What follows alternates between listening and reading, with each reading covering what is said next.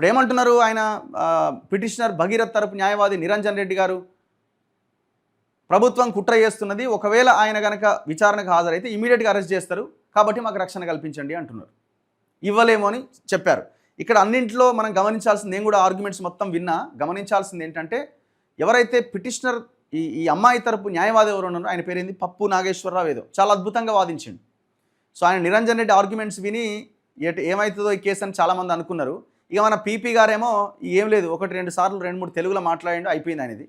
ఎట్లాగో పిటిషనర్ అమ్మాయి తరపు న్యాయవాది ఉన్నాడు అనుకున్నాడా, మరి ఇక గవర్నమెంట్ చేతులు ఎత్తేసిందా ఏమో తెలియదు. కానీ అమ్మాయి తరపు అడ్వకేట్ మాత్రం చాలా అద్భుతంగా ఆర్గ్యుమెంట్స్ చేసిండు. మొత్తానికి జడ్జ్ మాధవిలత గారు నెక్స్ట్ వీక్కి వాయిదా వేసింది. ఎలాంటి రక్షణ కల్పించలేమని చెప్పింది, బెయిల్ ఇప్పటికిప్పుడు ఇవ్వలేను అని చెప్పింది. కనీసం ఒక 1 వీక్ అన్నా, కనీసం ఒక వారం రోజులకైనా ఇవ్వండి రక్షణ అని అడిగినారు. నో అని చెప్పింది, పరిశీలిస్తామని చెప్పింది. అది కూడా ఎప్పుడు, నెక్స్ట్ వీక్.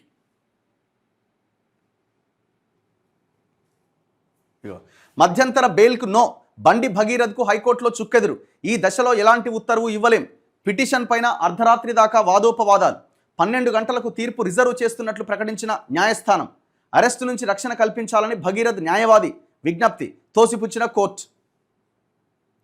బాధితురాలు మైనరే, దర్యాప్తులో తెలిసింది. ప్రస్తుతం ఆమె వయసు 17 ఏండ్ల 3 నెలలే.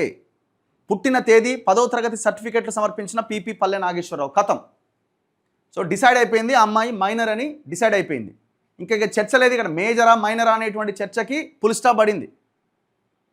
మనం ముందు నుంచి చెప్తున్నాం, అరే బాబు 10th క్లాస్ సర్టిఫికేట్ సమర్పించండి. ఇప్పుడు ఈ పీపీ పల్లె నాగేశ్వరరావు గారు మొన్న 13వ తారీఖున జరిగినటువంటి విచారణ సందర్భంగానే ఆ మెట్రికులేషన్ సర్టిఫికేట్ సమర్పించి ఉంటే ఆ రోజే రక్షణ వస్తుందా, దొరుకుతుందా, అసలు ఇస్తుందా ఇవ్వదా అని తెలిసిపోయేది. నిన్న ఈ డాక్యుమెంట్స్ ఇవ్వడం జరిగింది. మరి అది మొన్న 13వ తారీఖు ఎందుకు ఇవ్వలే? ఇప్పుడు 13వ తారీఖు వరకు మీ దగ్గర డాక్యుమెంట్ లేనప్పుడు 15వ తారీఖు మీ దగ్గరికి డాక్యుమెంట్ వచ్చింది. క్రైమ్ పిటిషన్ ఎప్పుడు వేసినారు? మైనరా మేజరా అనే చర్చ ఎప్పుడు స్టార్ట్ అయింది? 13వ తారీఖుకి 3 రోజుల ముందు నుంచి స్టార్ట్ అయింది. మరి ఆ 3 రోజుల సమయం ఏం చేసింది గవర్నమెంట్? పోలీసులు ఏం చేసినారు? ఆధారం ఎందుకు సేకరించలేకపోయినారు? బయట ప్రజాగ్రహం వ్యక్తమవడంతో, జనం తిడుతుండడంతో, గవర్నమెంట్ ఇంత నిర్లక్ష్యంగా ఉందని చెప్పడంతో, రేవంత్ రెడ్డి కిందికి నీళ్లు రావడంతో ఇప్పుడు పీపీ అది సమర్పించిండు. లేకపోతే ఇప్పుడు తేలిపోయింది ఇక అమ్మాయి మైనర్ అని. ఇక మేజరా మైనరా అనేటువంటి ఆర్గ్యుమెంట్కి అసలు ఫుల్ స్టాప్ పడిపోయింది.